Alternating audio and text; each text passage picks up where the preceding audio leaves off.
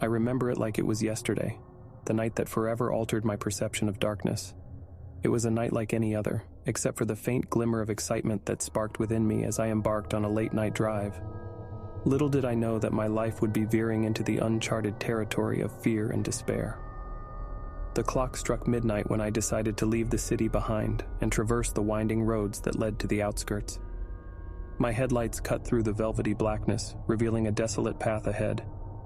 The eerie silence wrapped around me, and a sense of unease began to gnaw at my core. As I pressed onward, strange shadows seemed to dance at the periphery of my vision. I shook it off as mere figments of an overactive imagination.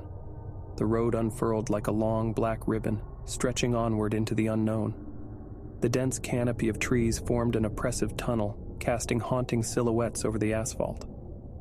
My eyes were drawn to a peculiar sign on the roadside, barely illuminated by my headlights. "Beware, haunted road ahead." I chuckled nervously, dismissing it as a mere prank or local legend.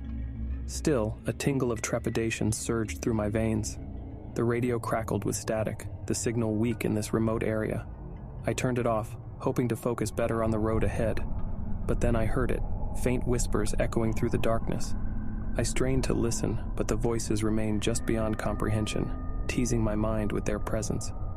Attempting to shake off the unease, I kept my foot on the gas pedal, hoping to reach familiar territory soon. But the road seemed endless, and the surroundings took on a surreal quality, as if I had slipped into another dimension entirely. Suddenly, a woman emerged from the woods, her eyes wide with terror. My heart pounded in my chest as I swerved to avoid hitting her. Slamming on the brakes, I rushed out of the car, calling out to her. "Are you okay?" Her lips trembled as she spoke. "Don't go any further. Turn back. They're watching. Always watching." Before I could respond, she vanished into the darkness, leaving me bewildered and shaken. I tried to convince myself it was a hallucination, but the lingering fear clung to my mind like a vice.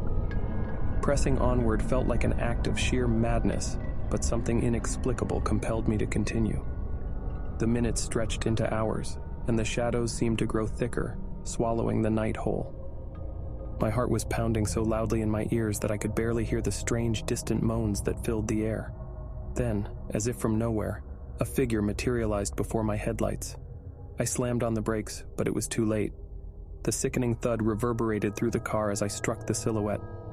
Shaken and guilt-ridden, I stumbled out only to find the road empty once more. No trace of the person remained. Desperation and fear gripped me tightly, urging me to flee, but my car wouldn't start. Panic swelled as I tried to restart the engine, but it was as if the vehicle itself had become paralyzed by the sinister atmosphere. With trembling hands, I reached for my phone, hoping to call for help, but the signal remained non-existent, leaving me stranded in this nightmarish void. As I sat there, my breaths ragged, the whispers returned, louder this time. They seemed to emanate from the very shadows that surrounded me. Dread enveloped me as I realized I was not alone. Shapes and forms began to materialize around me, faces contorted with anguish and malice. The spectral figures grew closer, their eyes gleaming with malevolence. Their icy fingers brushed against my skin, and I could feel the chilling sensation of death. In that moment, I knew that I had stumbled upon something beyond my comprehension, a realm of nightmares and lost souls.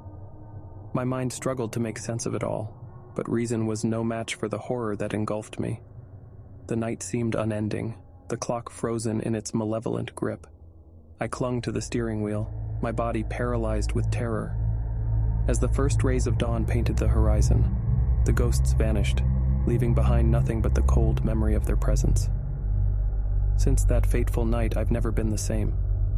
I bear witness to the phantoms' haunting visages in my dreams, a constant reminder of the night my world collided with the supernatural. I can only warn others now, never venture into the darkness alone, for there are places where the veil between the living and the dead is thin, and horrors await those who dare to cross it.